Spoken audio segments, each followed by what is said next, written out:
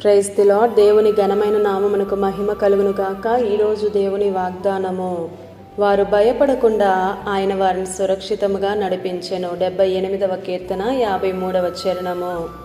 ఈ ఉదయకాల సమయంలో గనుడు గొప్పవాడైనటువంటి దేవుడే మనందరితో మాట్లాడుతున్నాడు. మనం ఆరాధన చేసే దేవుడు మనకు చేసే ఉపకారాలు లెక్కకు మించినవి.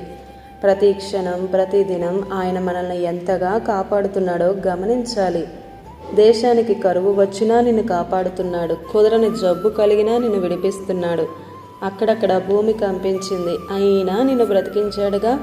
ఒక రోజున అలా కూర్చుని ఆలోచిస్తే ఇన్ని కార్యాలు చేసిన దేవునికి ఏమిచ్చి రుణం తీర్చగలం మనం?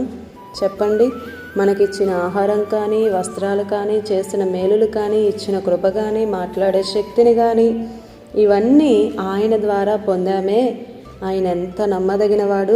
ఆయనకి మనం ఎలా ఉండాలంటే కృతజ్ఞతతో భయభక్తులతో మనం జీవించాలి.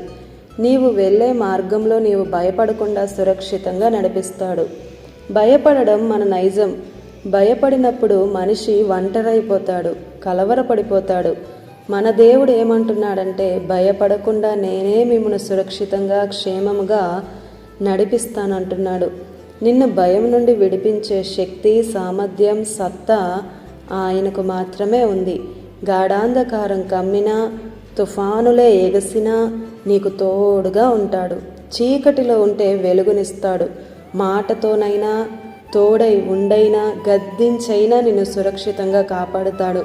మందను మోసేలా నిన్ను హక్కును చేర్చుకుంటాడు. భయపడక నీ అడుగు ముందుకు వేయి.